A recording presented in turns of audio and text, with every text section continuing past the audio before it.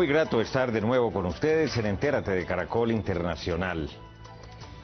Desgraciadamente en Colombia y en muchos otros países de América Latina, la universidad es noticia cuando hay disturbios, cuando hay pedreas, cuando hay encapuchados, cuando hay enfrentamientos con la policía, bombas papa, granadas, en fin. Pero en los países desarrollados y aquellos que eran subdesarrollados, la educación ha sido el motor realmente para transformar las sociedades y ponerlas a un nivel como se merece.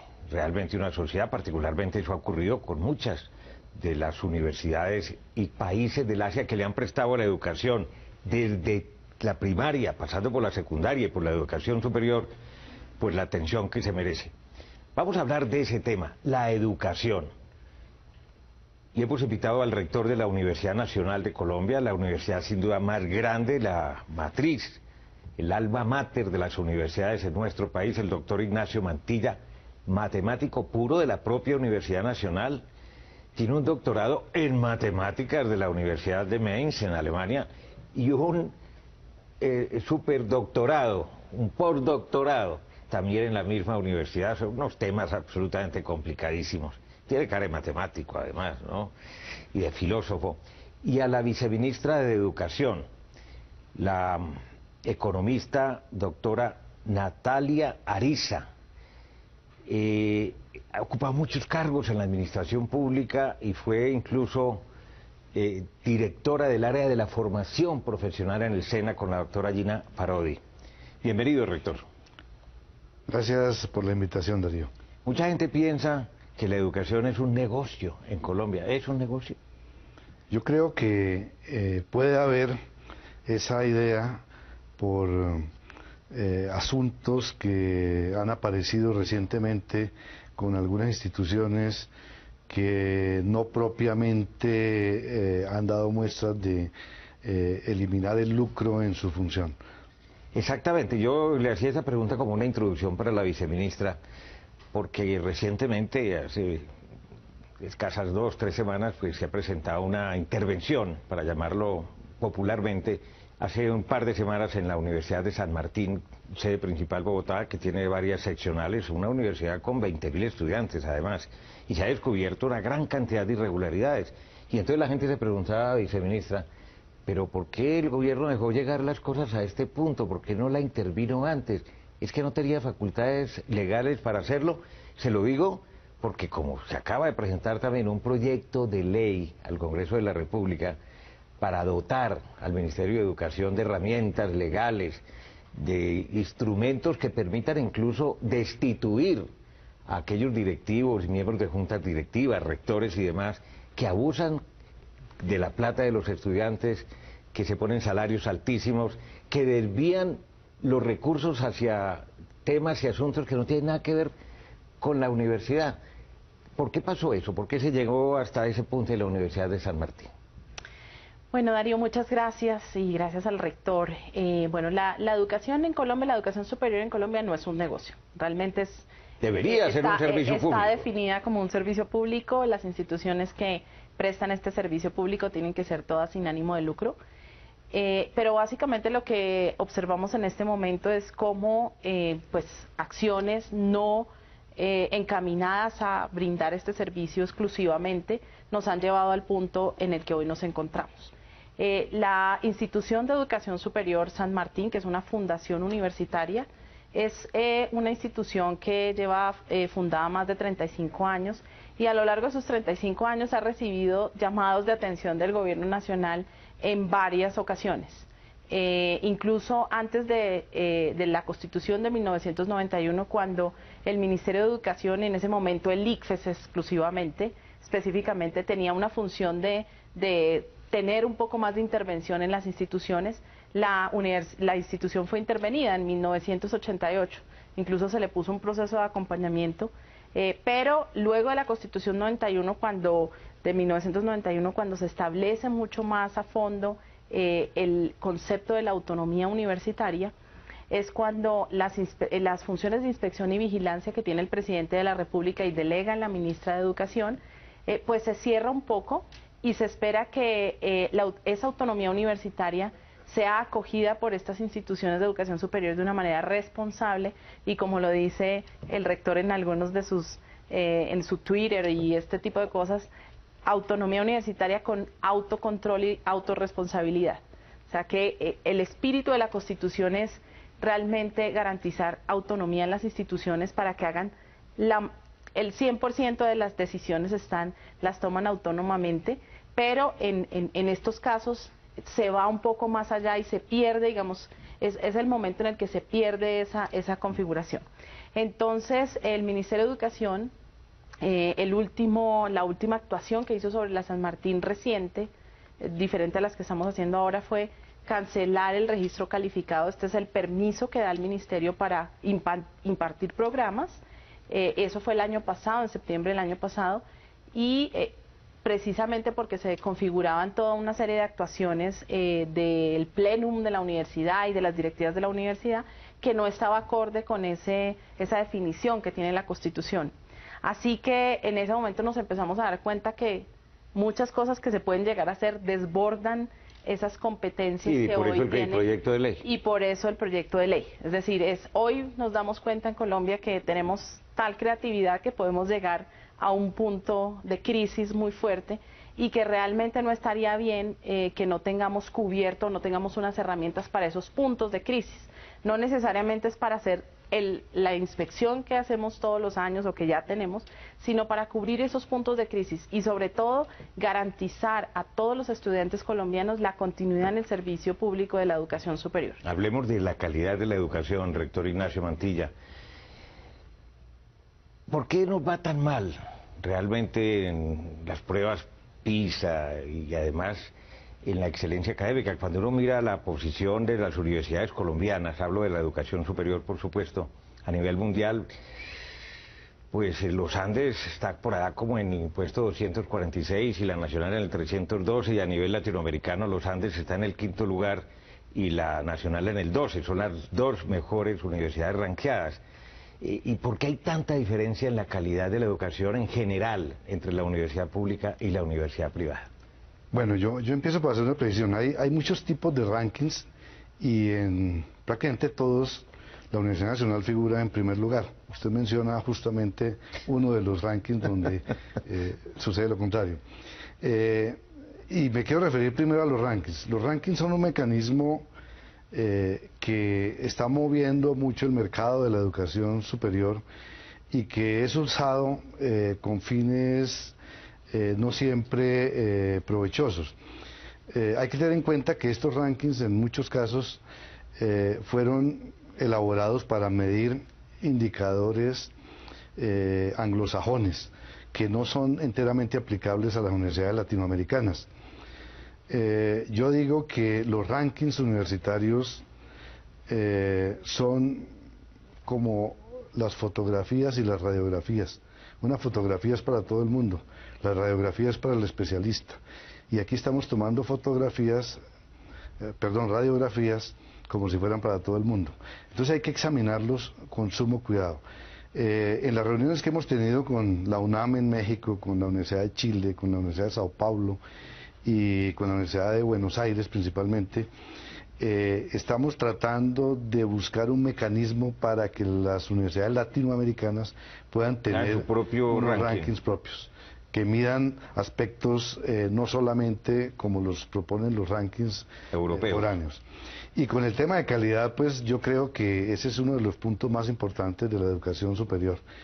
Y en efecto, la aparición de instituciones de educación superior de dudosa calidad es un flagelo, como lo es la violencia, que hay que erradicarlo. Eso genera segregación, genera expectativas en las familias y en los jóvenes profesionales que nunca van a tener realmente una competitividad profesional. Me parece que... Pero ¿cómo lograrlo? Porque si ahí tenta mucho, la radiografía está hecha desde hace tiempo. Precisamente los mecanismos que el Ministerio está adoptando en este momento me parece que son muy acertados. Y es dar privilegio a las universidades que se acreditan, a los programas que se someten a procesos de acreditación. Incluso lo ideal sería llegar a un proceso de acreditación obligatorio y no voluntario. Y, por ejemplo, el mecanismo de otorgar becas a los estudiantes que quieren ingresar a una institución solamente si escoge una universidad acreditada, me parece que es lo correcto, porque eso obliga a las instituciones a acreditarse, a contratar profesores de nivel, a elaborar concursos docentes serios y, por supuesto, tener entonces siempre el buen rendimiento académico como lo más importante. Ahora, ¿por qué no se obliga a todas las universidades a las que lleven el nombre como tal? Son cerca de 80 en este momento en Colombia, de las cuales 34 están siendo investigadas por distintas causas, a que todas se tengan que acreditar. Bueno, nosotros obligamos a que todas las instituciones estén en un sistema de aseguramiento de calidad, que es el que da los mínimos para que las instituciones puedan impartir programas de formación. Estos lineamientos que son obligatorios han perseguido de alguna manera los primeros lineamientos que hicimos de acreditación de alta calidad. Entonces hoy vamos subiendo, vamos creciendo, digamos, en los requisitos mínimos que pedimos a estas instituciones. La acreditación de calidad no es obligatoria porque finalmente es un proceso en el que pues queremos tener como una estrellita para esas mejores. Siempre vamos a querer tener un sistema como el de los rankings que diga, bueno, quién es 1 y quién es 2 o quién es 3 y quién sobresale por encima, porque entonces no estaríamos generando un incentivo. Lo que sí tenemos que hacer es que los mínimos de calidad vayan cada día creciendo y alcanzando ese nivel de alta calidad, y el de alta calidad que vaya subiendo, para que nosotros... Pero eso puede suceder en aquellas instituciones universitarias donde existe esa conciencia, porque hay otras donde la conciencia es netamente negocio. Pero precisamente lo que sí queremos hacer obligatorio precisamente es ese querer estar en esos niveles muy superiores. Por eso la insistencia de este ministerio y de la ministra en dar incentivos muy claros para las instituciones acreditadas, que no es otra cosa que generar una cultura y unos señales al mercado de que ahí es donde va a estar la política, que ahí es donde vamos a centrar, que es el querer de este gobierno estar potenciando las instituciones acreditadas, pero que habrá otras. Nosotros hoy, Darío, no queremos quedarnos trabajando con esas 34 porque sabemos que existen muchas otras. Nosotros quisiéramos que en 4 años al menos tengamos 60 instituciones de educación superior con todos los lineamientos, digamos, con las características de alta calidad. La acreditación es voluntaria, pero para nosotros será una obligación cumplir esa meta de llevar a todas estas universidades a ese nivel. La acreditación es voluntaria porque es como querer tú hacerte una cirugía para verte mejor. No podría uno obligar, pero sí puede llevar toda la política a este lugar. No, porque esa decisión es personal, pero no está afectando a nadie más. En cambio, una universidad tiene unas responsabilidades, tiene unas misiones, tiene una obligación de tener buenos profesores, buenos laboratorios, varios profesores de altísimo nivel, incluso con doctorado, investigadores, en fin. Ya seguimos aquí en Entérate de Caracol Internacional.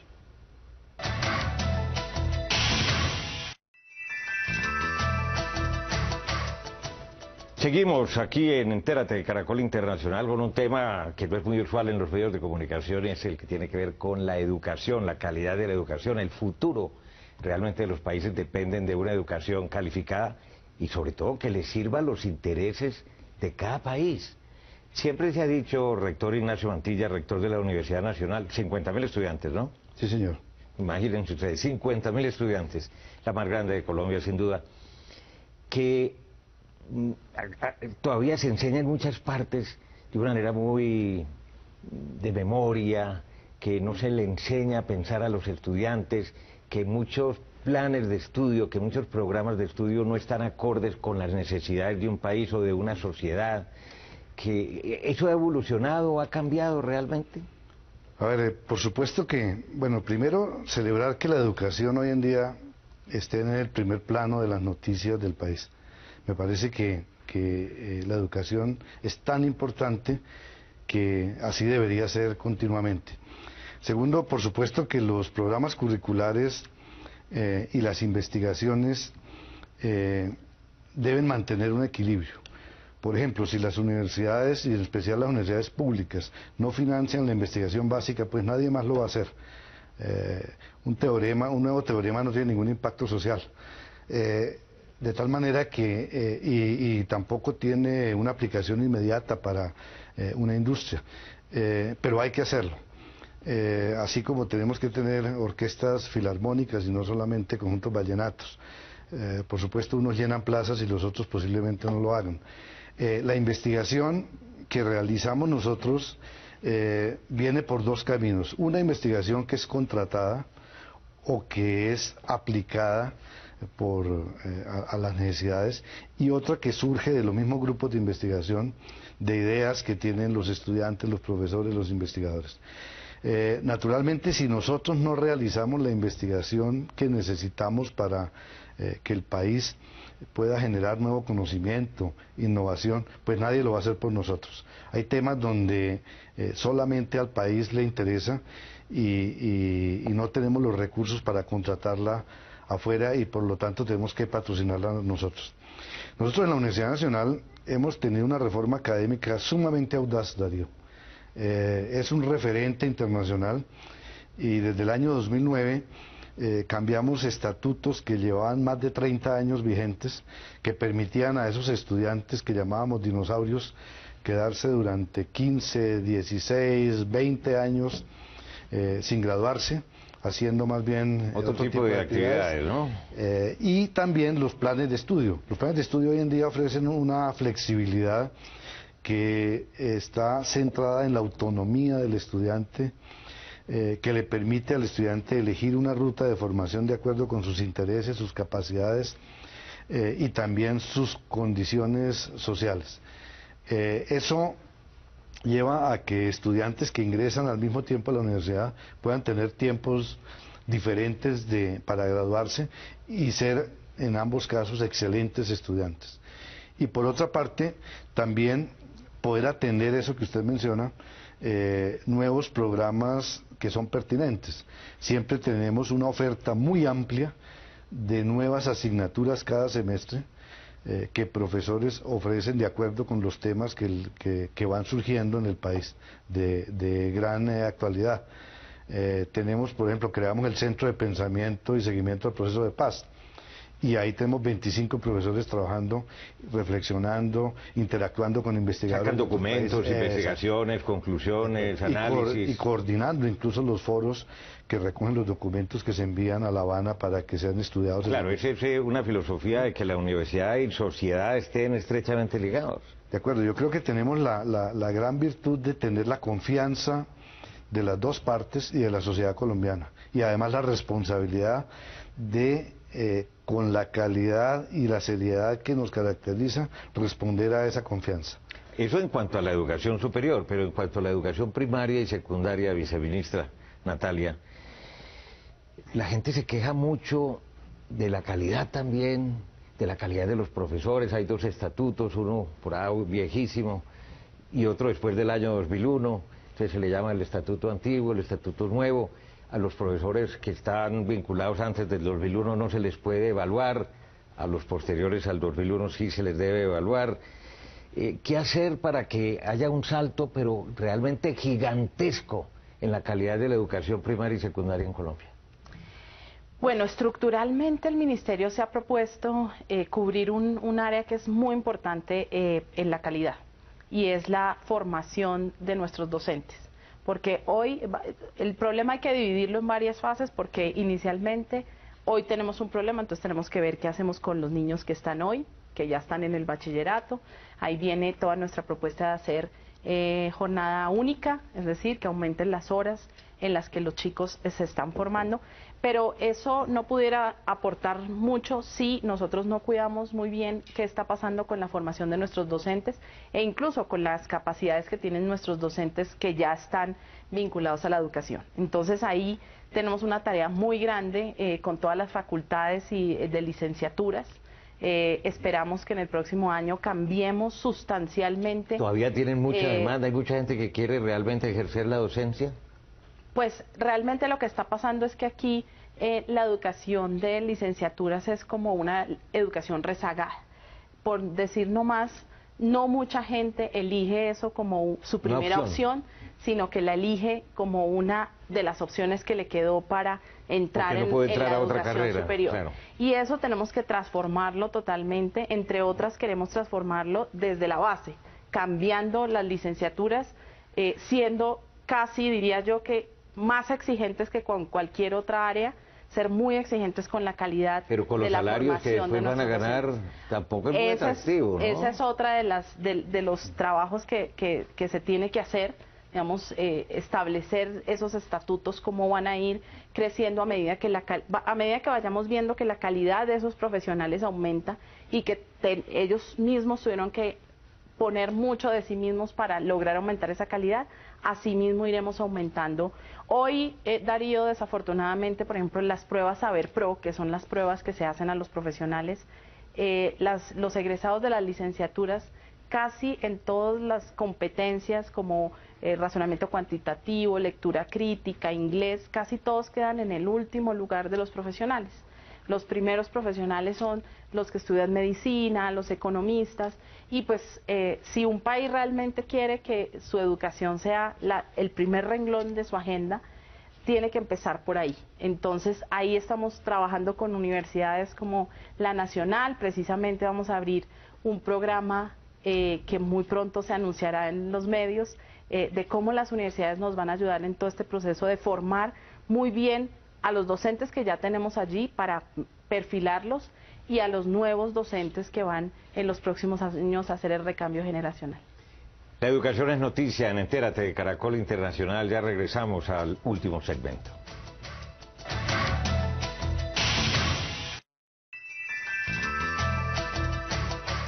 Regresamos en Entérate de Caracol Internacional con la viceministra de Educación, la doctora Natalia Ariza, y con el rector de la Universidad Nacional de Colombia, el doctor Ignacio Mantilla, matemático de profesión, un hombre muy metido en todos estos temas de la educación superior y de la investigación y de la ciencia. Doctor Mantilla, nos hablaba de 50.000 estudiantes en la Universidad Nacional de Colombia.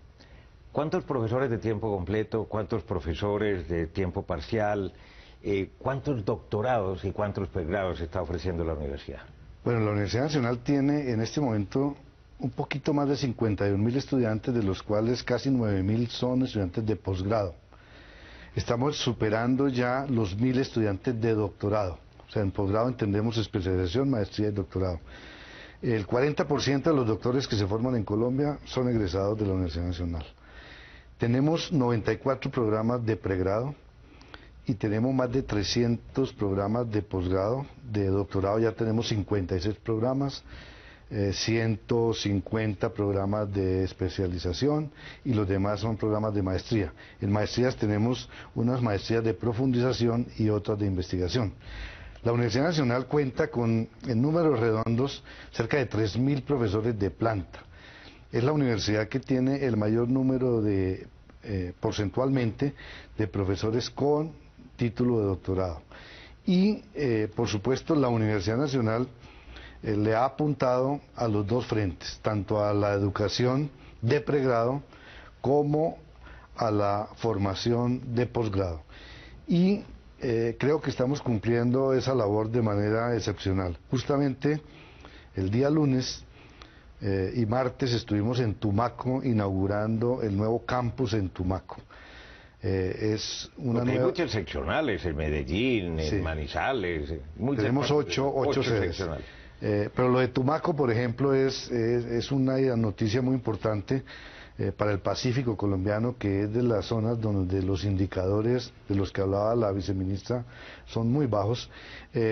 Y allí hemos implementado unos programas que son muy audaces, porque le estamos ofreciendo a estos jóvenes de estas regiones apartadas la posibilidad de elegir prácticamente 60 carreras distintas. Ellos permanecen allí un par de años y hacen una nivelación con unos cursos básicos de ciencias y de ciencias humanas, y luego se trasladan ya a las sedes andinas grandes a terminar sus estudios. Ese programa es muy exitoso. Y en la otra punta, que es el posgrado, pues tenemos cada vez más estudiantes de doctorado, convenios internacionales, Y o sea, ¿es tan competitiva hoy la Nacional con cualquiera de las mejores universidades privadas de Colombia? Con los mismos parámetros de medición, desde luego. Por supuesto, es decir, yo creo que hoy día el país se merece tener unas instituciones de excelencia.